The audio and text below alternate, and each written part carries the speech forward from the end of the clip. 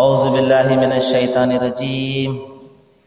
बिस्मिल्लाहिर रहमानिर रहीम। अफतुमिनून बिबअज़िल किताब व तकफुरून बिबअज़ फमा जज़ाअ मन यफ़अलु ज़ालिका मिनकुम इल्ला ख़िज़्युन फ़िल हयातिद दुन्या व यौमल क़ियामति युरद्दून इला अशद्दिल अज़ाब व मल्लाहु बिग़ाफ़िलिन अम्मा तअमलून। सदक़ल्लाहुल अज़ीम। అనంత కరుణామయుడు, అపార కృపాశీలుడు, పాలకుడు, పోషకుడు, సర్వలోక ప్రభు అయిన అల్లాహ్ శుభనామంతో ప్రారంభిస్తున్నాను. సోదరులారా, సోదరీమణులారా, అయ్యలారా, అమ్మలారా, అస్సలాము అలైకుం రహమతుల్లాహి వబరకాతుహు. సర్వలోక ప్రభు అయిన అల్లాహ్ మన అందరి జీవితాలలో శాంతిని, సమాధానాన్ని కురిపించునుగాక. ఆమీన్. ఇంతవరకు మీ ముందు మానవులందరి మార్గదర్శక గ్రంథం అంతిమ ప్రవక్త, మహాప్రవక్త ముహమ్మద్ సల్లల్లాహు అలైహి వసల్లం వారి మీద విశ్వ ప్రభు అవతరింపజేసినటువంటి చివరి దైవ గ్రంథమైన దివ్య ఖురాన్ నుండి 84వ వాక్యం యొక్క అరబ్బీ మూలంను పఠించడం జరిగింది. దీని అనువాదము: దైవం ఈ విధంగా సెలవిస్తున్నాడు, మీరు దైవ గ్రంథంలో ఒక భాగాన్ని విశ్వసించి మరొక భాగాన్ని తిరస్కరిస్తారా?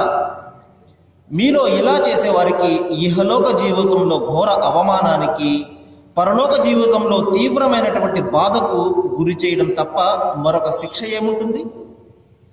జాగ్రత్త, మీ చేష్టలు అల్లాహకు తెలియకుండా లేవు. పరలోకాన్ని విక్రయించి దాని బదులు ప్రాపంచిక జీవితాన్ని ఎవరైతే కొనుక్కుంటారో వారు వీరే కనుక వీరికి పడే శిక్ష అంత మాత్రం తగ్గదు, వీరికి ఏ సహాయం కూడా లభించదు. సోదరులారా, దైవము ఒక మాటను గురించి ఇక్కడ చెప్తున్నాడు. అదేమిటంటే, మీరు దైవ గ్రంథాన్ని విశ్వసిస్తున్నాము అని చెప్పుకుంటుంటారు, కానీ అందులో ఏదైతే మీకు తేలికగా ఉంటుందో, ఏదైతే మీకు ప్రయోజనకరంగా ఉంటుందో దానిని మాత్రమే విశ్వసిస్తారు. మరి ఏదైతే మీకు కష్టంగా ఉంటుందో దానిని మీరు వదిలేస్తూ ఉంటారు. ఈ విధంగా చేయడము అది విశ్వాసము కాదు అని చెప్పి దైవం ఇక్కడ హెచ్చరిస్తున్నాడు. కాబట్టి మీరు దైవ గ్రంథాన్ని పూర్తిగా అనుసరించండి, దైవ ధర్మంలోనికి పూర్తిగా మీరు ప్రవేశించండి. ఒక కాలు ఒకవైపునకు, మరొక కాలు మరొక వైపున ఎంత మాత్రం కూడా పెట్టకండి అని దైవం ఇక్కడ హెచ్చరిస్తున్నాడు. నేను చెప్పడం జరిగింది సోదరులారా, దైవము దైవ ప్రవక్తలను మరియు దైవ గ్రంథాలను ఎందుకు పంపిస్తాడు అంటే మానవులందరూ దానిని ఆచరించాలని. కేవలము చదువుకుని పుణ్యాలు సంపాదించుకోవడం కోసమో లేకపోతే ప్రాపంచిక ప్రయోజనాలను పొందే నిమిత్తము దైవము మానవాళికి గ్రంథాలను పంపించడు. మానవాళి తమ సమస్యలను ఈ గ్రంథం ఆధారంగా పరిష్కరించుకోవాలి, తమ జీవితాన్ని దైవం నిర్ణయించిన ప్రకారం గడపాలి అన్న ఉద్దేశంతో దైవ గ్రంథాన్ని పంపిస్తాడు. కాబట్టి సోదరులారా, మనకు దైవ గ్రంథము ఎందుకు ఇచ్చాడు అంటే దైవము దాని ఆధారంగా మనము ఒక మంచి జీవితాన్ని మనము మన జీవితాన్ని పరిపూర్ణం చేసుకోవాలి. మన జీవితం యొక్క నడవడిక దీని ప్రకారం గడవాలి. ఇది కేవలము ఖురాన్ ఇచ్చే సందేశం మాత్రమే కాదు సోదరులారా, ఖురాన్ విశాలమైనటువంటి సందేశాన్ని ఇస్తుంది. ఒక విశ్వాసి విశాలమైనటువంటి హృదయాన్ని కలిగి ఉండాలంటుంది. కేవలము మీరు ఈ ఖురాన్ను మాత్రమే విశ్వసించండి అని సంకుచితమైనటువంటి భావాలను ఖురాన్ ఎంత మాత్రం కూడా చెప్పడం లేదు సోదరులారా. ఇది చాలా ముఖ్యమైనటువంటి విషయము, ఇది గమనించదగ్గ విషయం. ఖురాన్ ఏం చెప్తుందండి? ఖురాన్ ఇంతకు పూర్వం వచ్చిన గ్రంథాలన్నింటినీ కూడా సమర్థిస్తుంది, అవి నిజమని బలపరుస్తుంది.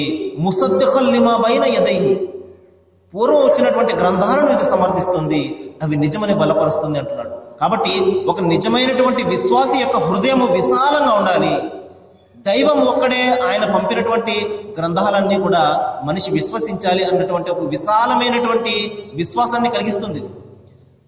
నా వద్దకు వచ్చినటువంటి గ్రంథమే కరెక్టు, దీన్ని మాత్రమే నేను నమ్ముతాను అనే సంకుచితమైనటువంటి విశ్వాసాన్ని ఖురాన్ ఇవ్వడం లేదు. విశాలమైనటువంటి దృక్పథాన్ని ఇస్తుంది. గ్రంథాలు, దైవం పంపినటువంటి గ్రంథాలు మానవాళి మార్గదర్శకత్వం కోసం పంపాడు. అయితే చివరి గ్రంథమైనటువంటి ఖురాన్ యొక్క ప్రత్యేకత ఏమిటంటే ఇది మనందరి కోసం వచ్చినటువంటి, మన కాలం కోసం వచ్చినటువంటి గ్రంథం. ఏ విధంగా అయితే మనము చట్టాలు మారుతూ ఉంటాయో, మనకు నచ్చినటువంటి చట్టాలు చేసుకుంటుంటాం మన పరిస్థితులకు అనుగుణంగా, మన కాలానికి తగిన విధంగా. మరి కొత్తగా వచ్చినటువంటి చట్ట ప్రకారమే ఏదైనా కూడా నిర్ణయం జరుగుతుంది. అదేవిధంగా మన కాలం కోసం వచ్చినటువంటి ఈ చట్ట ప్రకారము మన యొక్క కార్యక్రమాలు ఉండాలి, మన జీవిత గమనం ఉండాలి. కానీ విశ్వాసము అన్ని గ్రంథాల మీద కూడా పెట్టాలి. ఇటువంటి విశాలమైనటువంటి అభిప్రాయాన్ని ఖురాన్ మనకిస్తుంది. మరి ఇదే విషయాన్ని చూడండి, నేను భగవద్గీత గ్రంథం నుండి కూడా మీకు ఒక విషయం చెప్తాను. అందులో 16వ అధ్యాయం 24వ శ్లోకాన్ని మీరు ఒకసారి గమనించినట్లయితే, తస్మాత్ శాస్త్ర ప్రమాణం తే కార్యాకర్య వ్యవస్థితో జ్ఞాత్వా శాస్త్ర విధానోక్తం కర్మ కర్తు మిహార్యసే. దీని అర్థం ఏమిటంటే, నీకు ఏదైనా ఒక పని చేయాలి లేకపోతే చేయకూడదు అని నిర్ణయించినప్పుడు నీకు శాస్త్రము ప్రమాణంగా ఉన్నది. శాస్త్రంలో చెప్పబడిన దాన్ని తెలుసుకొని నీవు దాని ప్రకారం కర్మలు ఆచరించాలి అని చెప్పేసి ఒక మాట కనబడుతుంది. కాబట్టి మనిషి ఏదైనా ఒక పని చేయాలి, చేయదగినది లేకపోతే చేయకూడనిది అని నిర్ణయించడానికి మనలాంటి మనుషుల సహాయము, మనలాంటి బలహీనులైనటువంటి వ్యక్తుల సలహాలు మనం తీసుకోకూడదు. దైవ గ్రంథం ఏం చెప్తుంది దాని గురించి మనం ఆలోచించాలి. దాని ప్రకారము మన జీవిత గమనం ఉండాలి. ఇదే విషయాన్ని బైబిల్ గ్రంథం కూడా నొక్కి చెప్తుంది. ప్రవక్త యేసు వారు చాలా స్పష్టంగా తండ్రి ఆజ్ఞ నిత్య జీవము అంటారు. కాబట్టి దైవం ఏదైతే ఆజ్ఞ ఇచ్చాడో అది మాత్రమే మనిషికి సాఫల్యాన్ని కలిగిస్తుంది. ఒకవేళ దాన్ని కాదంటే నీవు ఎక్కడ పడితే అక్కడ శపించబడతావు అని చెప్పేసి అక్కడ బైబిల్ గ్రంథం హెచ్చరిస్తుంది.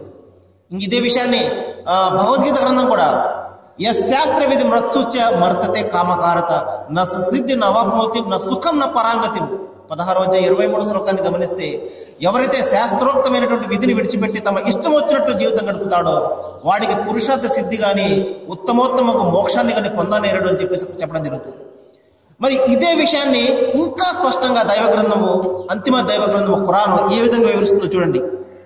దైవము ఈ విధంగా చెప్తున్నాడు,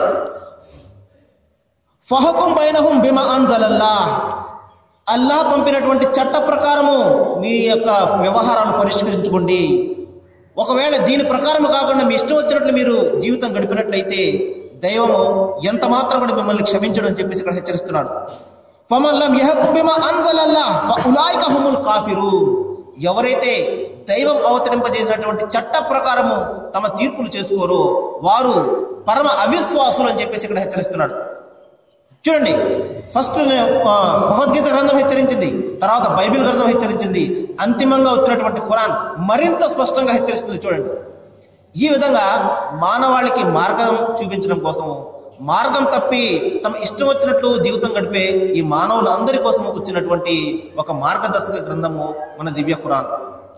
కాబట్టి సోదరులారా, దైవము చాలా స్పష్టంగా ఇక్కడ నీ వ్యవహారాలు దైవం అవతరింపజేసినటువంటి గ్రంథ ప్రకారము, చివరి గ్రంథమైనటువంటి ఖురాన్ ప్రకారమును నీవు చేసుకో.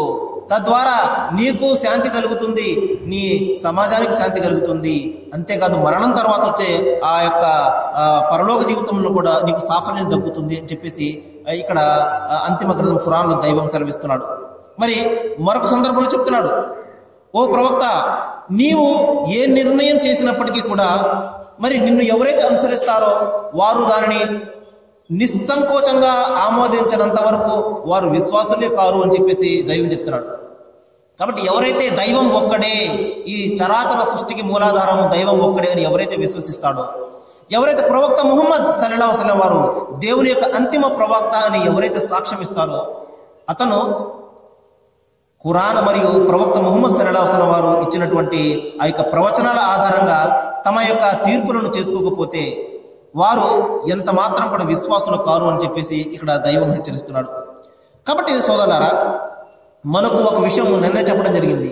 ఒక విషయం మనకు బాగా నచ్చుతుంది, కానీ అందులో మనకు అనేకమైనటువంటి నష్టాలు ఉంటాయి. ఒక విషయం మనకు ఏమాత్రం కూడా నచ్చదు, కానీ దైవం అందులోనే మన మేళ్లను పెడతాడు. కాబట్టి ఇక్కడ మన ఇష్టాలను మనం పక్కన పెట్టాలి.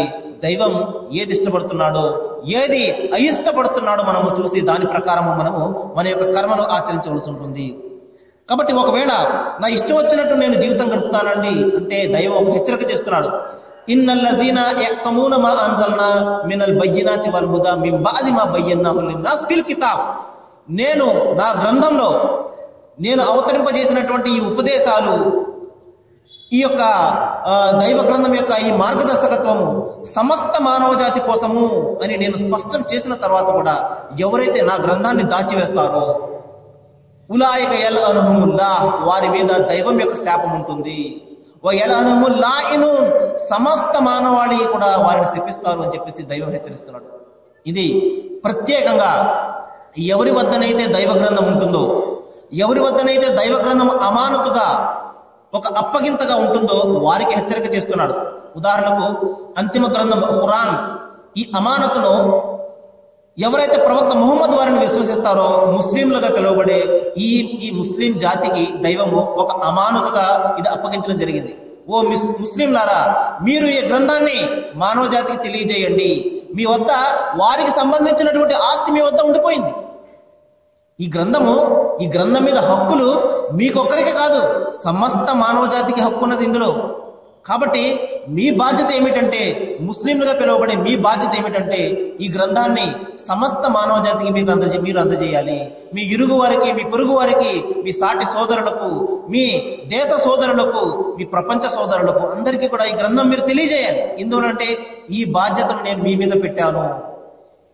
అలా కాకుండా నీవు దీన్ని దాచివేసినట్లయితే, ఇది నా గ్రంథము, నాకు సంబంధించింది అని చెప్పి నువ్వు దాచివేసినట్లయితే దైవం చెప్తున్నాడు, దైవం యొక్క శాపం నీ మీద ఉంటుంది.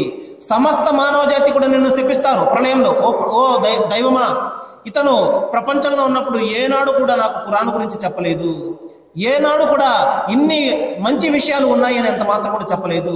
ఈ ఖురాన్ వచ్చింది మానవ జాతి అంతటికీ అని ఎన్నడూ కూడా నాకు చెప్పలేదు ఓ దైవమా అని చెప్పేసి అక్కడ దైవం ముందు వారందరినీ నిలబెట్టడం జరుగుతుంది. కాబట్టి ఆ విధమైనటువంటి భయంతోనే సోదరులారా మేము ఈ విధంగా ప్రతిరోజు కూడా ఈ మస్జిద్ నుండి ఖురాన్ను అందరికీ కూడా వినిపించడం జరుగుతుంది. ఎందువలనంటే ఇది అందరికి సంబంధించినటువంటి ఆస్తి. ఇది ముస్లింలకు ఎంత హక్కు అయితే ఉన్నదో మానవ జాతి అంతటికీ కూడా ఈ ఖురాన్ మీద హక్కు ఉన్నది. ఎందువలనంటే ఖురాన్ ముస్లింల కోసం అవతరించినటువంటి గ్రంథం కాదు, ఇది మానవ జాతి కోసం అవతరించినటువంటి గ్రంథము. రెహమతుల్లిల్ ఆలమీన్ అంటున్నాడు, సమస్త మానవ జాతికి ఇది కారుణ్యంగా నేను ఈ గ్రంథాన్ని పంపించాను అంటున్నాడు. అల్లా అనే దైవం ముస్లింల దైవం కాదు, ఆయన రబ్బున్నాస్ అంటే మానవ జాతికి ప్రభు, ఆయన మలికిన్నాస్ ఆయన మానవ జాతికి చక్రవర్తి, ఇలాహిన్నాస్ మానవ జాతికి ఆరాధ్యుడు ఆయన. కాబట్టి ముస్లింలకి గుత్తాధిపత్యం ఏదీ లేదండి ఖురాన్ మీద కానీ, అల్లాహ్ మీద కానీ, లేకపోతే ఇస్లాం మీద కానీ ముస్లింలకు గుత్తాధిపత్యం ఏమాత్రం కూడా లేదు. ఇది మానవ జాతి సొత్తు. ఇదంతా కూడా ఈ ధర్మం కానీ, ఈ దైవము, ఈ ప్రవక్త, ఈ ఖురాన్, ఈ ధర్మం, ఈ ఇస్లాం అనేది మానవ జాతి అంతటికి చెందినటువంటి ఉమ్మడి ఆస్తి. ఒకవేళ ఇది ముస్లింలు దాచివేసినట్లయితే భయంకరమైనటువంటి దైవాగ్రహంలో చిక్కుకుపోతారు. ఇది ప్రత్యేకంగా మన ముస్లిం సోదరులు గమనించాలి.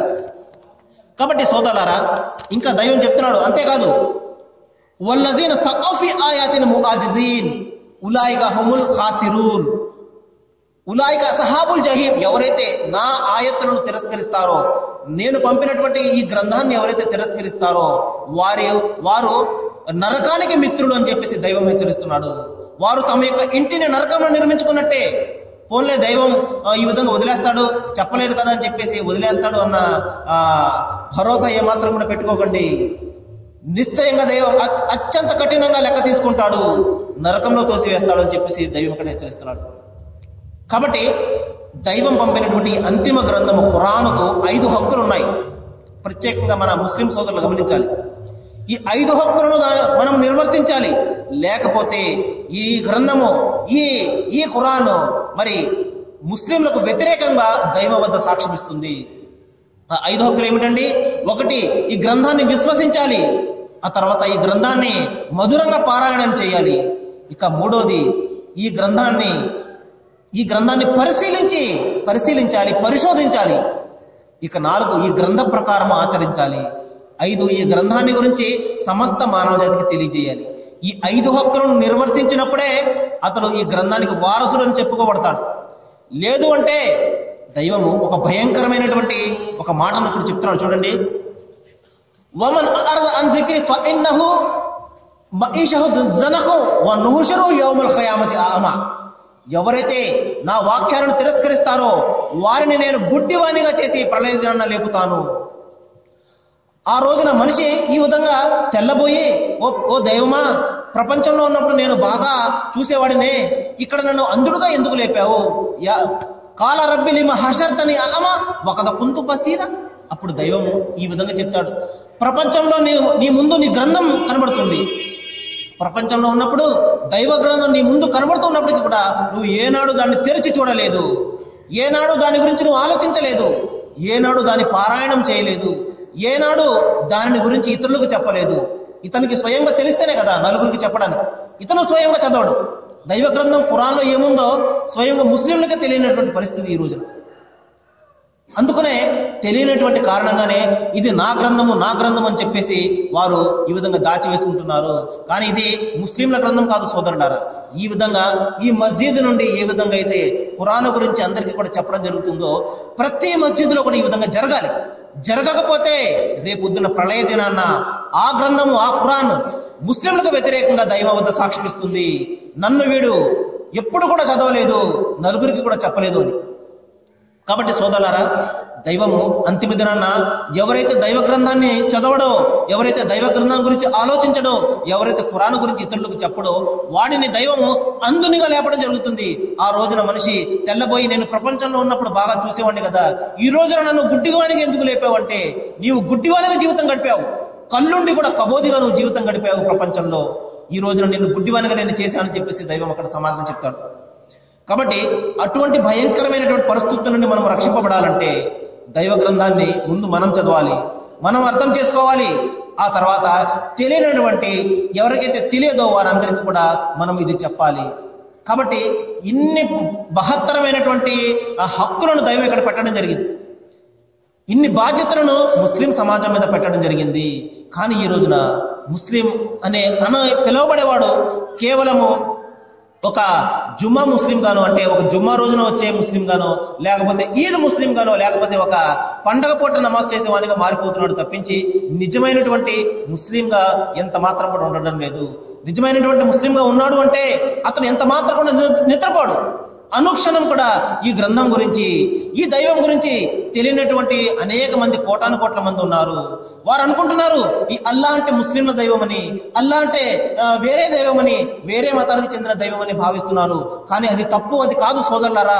దైవం అనేవాడు అందరికీ కూడా ఒక్కడే అని తెలియజెప్పే ఆ బాధ వారికి ఏ విధంగా ఇప్పుడు కలుగుతుందంటే వారు గ్రంథాన్ని చదివినప్పుడే. కాబట్టి మేము ఈ గ్రంథాన్ని పరిశీలించి చదివాం కాబట్టి దైవము ముసద్దిఖల్ లిమా బైన యదయ్య, ఈ గ్రంథము పూర్వ గ్రంథాలను సమర్థిస్తుంది అని చెప్పడం జరిగింది. తద్వారా మేము బైబిల్ గ్రంథాలను మరియు భగవద్గీత గ్రంథాలను కూడా మేము పరిశీలించడం జరిగింది. కాబట్టి ఆ పూర్వపు గ్రంథాలను చదివే ఆ ఉత్సాహాన్ని ఖురాన్ మాకు ప్రసాదించింది. చూడండి ఎంత అద్భుతమైనటువంటి విషయం. ఖురాన్ కారణంగా మేము ఇతర గ్రంథాలను కూడా చదివే సత్యాన్ని తెలుసుకోవడం జరిగింది. కాబట్టి సోదరులారా, దైవము మరొక సందర్భంలో చెప్తున్నాడు, ఓ ప్రవక్త, ఈ గ్రంథము నీకు మరియు నీ జాతి వారికి పెద్ద గౌరవము, జాగ్రత్త సుమా, ఈ గౌరవాన్ని మీరు కాపాడాలి. ఈ దైవ గ్రంథాన్ని అందరికీ తెలియజేయాలి. అందరూ కూడా కలిసి ఈ గ్రంథం ఆధారంగా ఒక శాంతియుత దైవ విధేయత సమాజాన్ని స్థాపించుకోవాలి. అందునిమిత్తమే దైవం ఈ గ్రంథాన్ని మన వద్దకు పంపడం జరిగింది. ఒక చిన్న హదీస్ కూడా చెప్పి ప్రవక్త వారి యొక్క ప్రవర్తన చెప్పి నేను ముగిస్తాను సోదరులారా. ప్రవక్త వారు ప్రత్యేకంగా అంతిమ గ్రంథం ఖురాన్ గురించి ఒక మాట చెప్పారు. ఏం చెప్పారంటే, ఓ ఖురాన్ పొందినటువంటి ఓ ప్రజలారా, అంటే సమస్త మానవ జాతిని ఉద్దేశించి చెప్తున్నారు. ఖురాన్ మానవ జాతి అందరికీ కూడా వచ్చింది కదండి. అందుకనే మానవ జాతిని ఉద్దేశించి, ఓ నా ప్రజలారా, ఓ నా ఖురాన్ పొందినటువంటి ప్రజలారా, అద్భుతమైనటువంటి దైవ అనుగ్రహాన్ని పొందినటువంటి ఓ ప్రజలారా, మీరు దీన్ని అగౌరవపరచకండి సుమా అన్నారు. అగౌరవపరచడం అంటే దాన్ని కింద పెట్టేయడము, లేకపోతే పరిశుద్ధంగా లేకుండా తాకడము కాదు సోదరులారా. అగౌరవపరచడం అంటే దాన్ని పఠించవలసిన విధంగా పఠించకపోవడము, దానిని అనుసరించకపోవడము, దానిని గురించి ఆలోచించకపోవడము, దాని గురించి ఇతరులకు చెప్పకపోవడమే దాని పట్ల అగౌరవం. కాబట్టి మీరు దాన్ని అగౌరవపరచకండి. ఇంకా దీని పట్ల ఏ మారుబాటులో కూడా పడవకండి. దీని పట్ల మీరు నెగ్లిజెన్స్ ఎంత మాత్రం కూడా వహించకండి. జాగ్రత్త సుమా. ఇది మిమ్మల్ని స్వర్గానికైనా తీసుకువెళ్తుంది, లేకపోతే నరకంలోనే తోసివేస్తుంది. మీరు దీని పట్ల దీని హక్కులు సరిగ్గా నిర్వర్తించిన వారైతే ఇది మిమ్మల్ని సగౌరవంగా స్వర్గంలో ప్రవేశింపజేస్తుంది. దీని పట్ల మీరు గౌరవంగా వహించకపోతే ఇది మీరు నరకానికి వెళ్ళడానికి కారణం అవుతుంది. జాగ్రత్త అని చెప్పేసి ప్రవక్త హెచ్చరిస్తున్నారు. ఇంకంతేకాదు, మీరు దీన్ని పఠించవలసిన విధంగా పఠించండి, మధురమైన కంఠంతో పఠించండి. మన అదృష్టం కొద్దీ ఈ అంతిమ గ్రంథం ఖురాన్ మూల భాషలో ఉంది సోదరులారా. మూల భాష అయినటువంటి అరబీలో మనకు ఈ రోజున లభిస్తుంది. మనకు దైవ గ్రంథాలుగా పిలువబడే ఎన్ని గ్రంథాలు ఉన్నా మన దురదృష్టం కొద్దీ అవి మూల భాషను కోల్పోవడం జరిగింది. కానీ మన అదృష్టం కొద్దీ ఖురాన్ మన మూల భాషలో అరబీ భాషలో ఉన్నది. కాబట్టి దీనిని మీరు పఠించవలసిన విధంగా పఠించండి. దీనిలో ఉన్నటువంటి విషయాలను గురించి ఆలోచించండి, పరిశీలించండి, పరిశోధించండి. చూడండి ఎంత స్పష్టమైనటువంటి మాటలను ప్రవక్త వారు చెప్తున్నారు. కేవలం గుడ్డిగా మీరు నమ్మేయకండి. గుడ్డిగా ఎంత మాత్రం కూడా దేనిని కూడా నమ్మకూడదు. దైవం ఇచ్చినటువంటి ఈ బుద్ధిని, వివేకాన్ని ఉపయోగించుకుని మీరు ఆలోచించండి. ఈ ఇందులో ఉన్నటువంటి వ్యవహారాలను, ఈ దైవం యొక్క మాటలను గురించి మీరు పరిశీలించి మీరు లోతుగా మీరు పరిశీలించినట్లయితే మీకు విషయాలన్నీ కూడా తెలుస్తాయి. అప్పుడు దీని ప్రతిఫలం మీకు ప్రపంచంలో కూడా దక్కుతుంది, పరలోకంలో దక్కుతుంది అని చెప్పేసి ప్రవక్త వారు చెప్పడం జరిగింది. మరి ఖురాన్లో ఒక సందర్భంలో దైవం చెప్తున్నాడు, మీరు నా యొక్క వాక్యాలను శాస్త్రీయ పరిశోధన చేయకుండా తిరస్కరిస్తున్నారా అని చెప్పేసి. కేవలం గుడ్డిగా మీరు అనుసరించేయండి అని ఖురాన్ అంత మాత్రం కూడా చెప్పడం లేదు సోదరులారా. మీరు విషయాన్ని గమనించండి. చిన్న ఉదాహరణ చెప్పి ముగిస్తాను. దైవం చెప్తున్నాడు, దైవము కేవలం ఒక్క దైవం ఉంటేనే ఈ సృష్టి ఎంత స్పష్టంగా, ఎంత నియమబద్ధంగా ఉంటుందో ఉదాహరణ చెప్పి, లౌకాన ఫీహిమ ఆలిహతన్ ఇల్లల్లా ఫసదతన్, ఓ మానవులారా, భూమి ఆకాశాల మధ్య మీరు అనుకున్నట్టు అనేక దైవాలు ఉన్నట్లయితే ఈ భూ వ్యవస్థ కూడా, ఈ ఆకాశం ఈ వ్యవస్థ అంతా కూడా అస్తవ్యస్తమైపోయేది. ఆ తర్వాత ఈ దైవాలన్నీ కూడా తమ యొక్క సృష్టిని తీసుకుని వేరుపడిపోయేవారు, తర్వాత వారిలో వారు దండయాత్రలు చేసుకునేవారు అని చెప్పేసి ఎంత స్పష్టమైనటువంటి మన బుద్ధిని తట్టి లేపే విషయాన్ని దైవం చెప్తున్నాడు చూడండి. మరి అనేక దైవాలు ఉన్నట్లయితే ఈ సృష్టి అంతా కూడా ఇంత క్రమబద్ధంగా ఏ విధంగా ఉండగలుగుతుంది? ఇంత నియమబద్ధంగా, ఇంత స్పష్టంగా ఏ విధంగా ఉంటుంది? కాబట్టి ఇంత స్పష్టంగా, ఇంత క్రమబద్ధంగా, ఇంత నియమబద్ధంగా, ఇంత లయబద్ధంగా ఈ సృష్టి నడుస్తుందంటే నడిపేవాడు ఒక్కడు కాబట్టి. ఇటువంటి అద్భుతమైనటువంటి బుద్ధిని తట్టిలేపే అనేక విషయాలు ఇందులో ఉన్నాయి. ఆలోచించి ఆచరించండి అని చెప్తుంది ఖురాన్ తప్పించి మీరు గుడ్డిగా నమ్మండినంత మాత్రం చెప్పడం లేదు సోదరులారా. నేను దైవాన్ని ప్రార్థిస్తున్నాను. ఏ విషయాలైతే నేను మీ ముందు ప్రస్తావిస్తున్నానో దీని పట్ల మనము బాగా అవగాహన కల్పించుకోవాలని, అపోహలన్నీ కూడా తొలగించుకుని, అపార్థాలన్నీ కూడా తొలగించుకుని మనము నిర్మలమైన మనస్సుతోటి దీన్ని అధ్యయనం చేసినట్లయితే నిస్సందేహంగా సత్యాలన్నీ కూడా మనకు తేట తెల్లమవుతాయి. దైవం మనందరికీ ఆ జ్ఞానాన్ని, సత్యాన్ని ప్రసాదించుగాక. వాహిరు దవానా అల్హమ్దులిల్లాహి రబ్బిల్ ఆలమీన్.